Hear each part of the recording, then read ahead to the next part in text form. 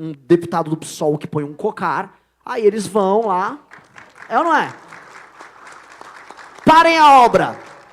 Parem a obra! Repetindo o tema: segurança pública, infraestrutura e cadeia de abastecimento. Convido o presidente Leonardo Miguel Severini para a pergunta. São 10 minutos por cada bloco de pergunta e resposta. Presidente, o crime organizado, o roubo de cargas, os crimes cibernéticos e o comércio ilegal e as deficiências de infraestrutura elevam os custos e comprometem a competitividade do país. Como o seu governo pretende enfrentar esses desafios e fortalecer a cadeia de abastecimento nacional? Maravilhosa pergunta. Entendimento central. O Brasil é ou não é um país com lei e ordem?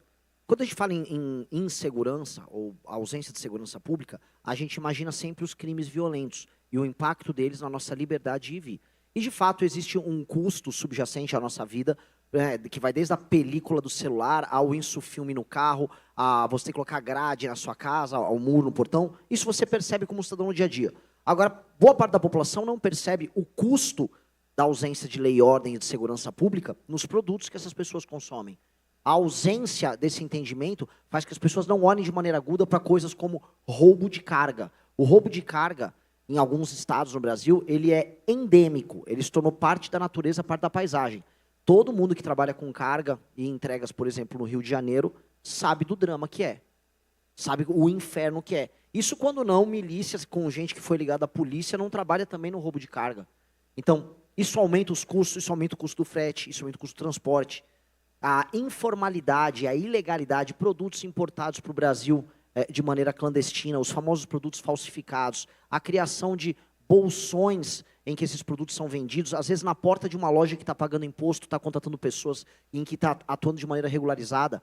A aceitação de uma espécie, eu vou colocar aqui o termo, de uma espécie de uma favelização dos nossos centros urbanos, uma favelização comercial, em que aquela pessoa que tem uma loja regularizada tem que atuar com a concorrência predatória de produtos que são, em geral, falsificados na porta dela.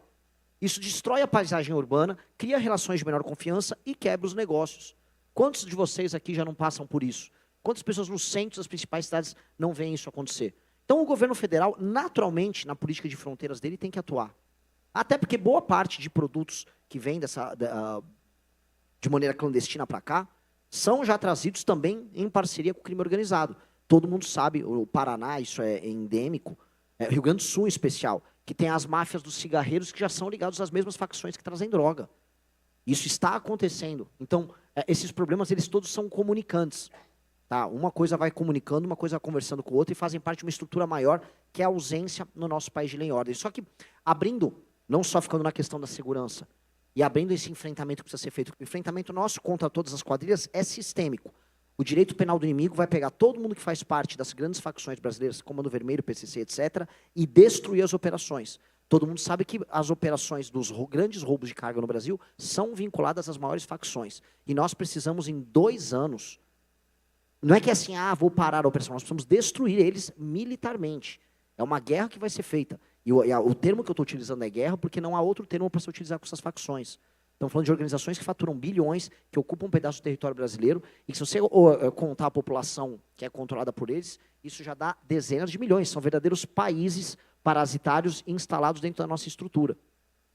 E essas pessoas, vá tentar montar, por exemplo, boa parte do Rio de Janeiro, estou falando do estado do Rio, ele é tomado por facções. Quantas cidades como, vamos botar Belford Roxo, ou quantas favelas dentro do Rio de Janeiro, um comerciante para atuar não tem que pagar um pau, que eles chamam, pagar uma grana para funcionar para o membro do crime organizado.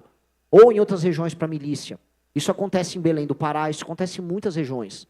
Isso está presente, isso faz parte da paisagem de quem trabalha no Brasil. Então a destruição do crime organizado vai destravar uma série de custos que hoje impactam na produtividade e no bem-estar de quem trabalha e produz, que vai ser muito benéfico. Isso vai aumentar a competitividade de inúmeros setores. O comércio é o que vai sentir mais rápido, naturalmente. Até como você disse, né, isso está precificado. Exato. Né? E a gente vê 2 pontos de gargalo. Primeiro, a mudança de fato aí no direito penal, no Código de Processo Penal, né?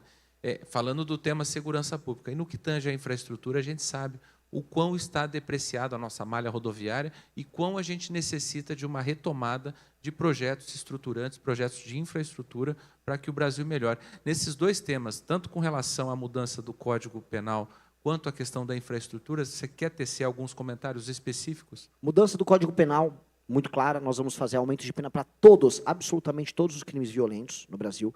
Vamos alterar a lei de execuções penais, aquela que permite a progressão de pena, que faz com que um bandido pegue uma pena de 20 anos e cumpre 6. Vamos acabar com a subjetividade do juiz na hora de decidir progredir a pena de alguém. O juiz não pode sair decidindo nem nas famosas audiências de custódia. Essa é a famosa problema, né? A audiência de custódia. É lógico. A audiência de custódia é esse juiz de garantia que fica ali, solta. Roubou 4 vezes, solta. Isso tem que acabar. O nosso governo tem que dar um fim nisso. Lei e ordem tem que ser respeitada. Tá? E aí tem o combate, o que eu chamo de guerra ao crime organizado, que é uma legislação específica e uma vontade do governo federal para fazer o enfrentamento nas áreas tomadas pelo crime. Para destruir, nós precisamos destruir essas facções. É uma guerra, igual tem a guerra Rússia-Ucrânia, o Estado brasileiro estará em guerra com as facções criminosas no meu governo. Sobre infraestrutura, que é outra guerra, que é a guerra contra a autossabotagem. O Brasil investe uma merreca em infraestrutura. É menos de 2%, é um valor mínimo que não dá nem para fazer a reposição da nossa infraestrutura. Portanto, nós estamos depreciados, nós estamos perdendo o que nós temos. A legislação que nós passamos, e que preciso fazer o merchan do meu deputado, que foi o licenciamento ambiental, permite que haja mais segurança jurídica para que os investimentos sejam feitos. Então, há uma vontade grande. Então, o que o governo tem que fazer? Evitar a hiperjudicialização do licenciamento ambiental que está vindo aí. Estão tentando sabotar o licenciamento ambiental, isso tem que ser bloqueado na fonte. E 2, aí entra uma série de reformas que não são exatamente sobre infraestrutura, mas impactam a infraestrutura, que são as reformas fiscais. Se eu cortar gasto do governo, vai aumentar o espaço discricionário. E isso tem 2 efeitos. O espaço discricionário todo, e essa é a nova âncora fiscal. A âncora do Lula é assim, aumenta a receita e a gente vai gastando. Em grande medida é isso aqui. A nossa âncora fiscal é o seguinte, tudo que eu cortar de gatilho, que gera um aumento nas despesas, as indexações, as vinculações, vira superávit. Então, gera superávit. E tudo que eu cortar de despesas é investimento em infraestrutura. Absolutamente tudo. Cortei despesa, é investimento para a infraestrutura do governo federal. E, com o licenciamento ambiental, o que nós vamos ter é a maior segurança para os agentes privados trabalharem. E vai vir o melhor efeito de todos. Porque se eu cortei despesas e se eu gerei previsibilidade na capacidade pagadora do governo, o que nós temos? Diminuição na carga de juros. Diminuição de juros, mais segurança jurídica, é investimento na veia.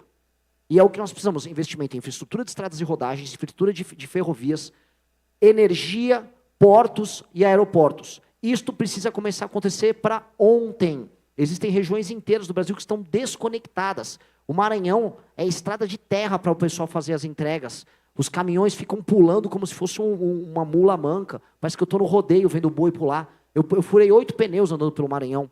O Pará completamente desconectado. Então, o fim da sabotagem institucional, mais uma política fiscal séria, mais licenciamento ambiental, significa investimentos centibilionários na área de infraestrutura.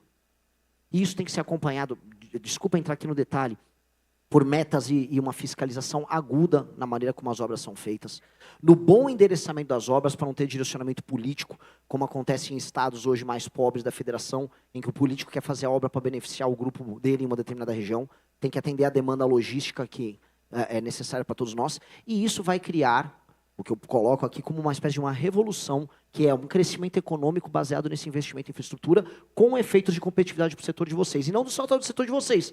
Isso vai chegar para o agro e para a indústria e vai ter um efeito erga omnes para todos. Logo na hora. Isso vai baixar o preço das coisas, aumenta a competitividade e ainda aumenta a capacidade da gente, até em outros setores, exportar. Nós vamos crescer baseado nisso. Então corte gastos e muita segurança jurídica. Mas não é pouca, é muita. Porque hoje todo mundo tem medo de botar grana em investimento em infraestrutura. Basta ver um último caso, não sei se eu tenho 1 minuto, que é o caso da Ferrogrão. Aparece eu sou uma tribo indígena a 100 quilômetros dessa ferrovia. Meu Deus, vou me sentir afetado, vou ouvir bem de longe um barulho de um trem, isso vai afetar meu espírito indígena. Aí vem uma ONG com grana da França, com grana da Alemanha, junta com um deputado do PSOL que põe um cocar, aí eles vão lá, é ou não é? Parem a obra! Parei a obra! Tomar banho, aí para uma obra, Aí vem um promotorzinho, não, vou parar a obra, muito indignado. Aí vai um juiz irresponsável ganhando 200 pau por mês de super salário. Aí, não, parem a obra, estou culpado. Acabou. ONG gringa sabotando o Brasil, lei de segurança nacional, vou botar esses caras pra fora. Vão vazar daqui. Parem de sabotar. Quem viu o que aconteceu com a Cargill? Mesmo esquema, lá no Pará. Um entreposto exportador de grãos teve que ser brecado porque índios de uma tribo que não existe desde o século XVIII reapareceram em 2010. E parem tudo. Acabou. Aí nós vamos conseguir ter ganhos de produtividade gigantescos. É aumento de grana no bolso de todo mundo, competitividade, emprego e produto mais barato. É isso. Tempo, candidato. Obrigado, candidato. Muito obrigado. Perfeito. Muito obrigado. Ótimo aproveitamento do tempo. Muito obrigado, presidente Severini, por sua participação. Gostou do conteúdo? Deixa o seu like e se inscreve para fortalecer o canal. Até o próximo vídeo.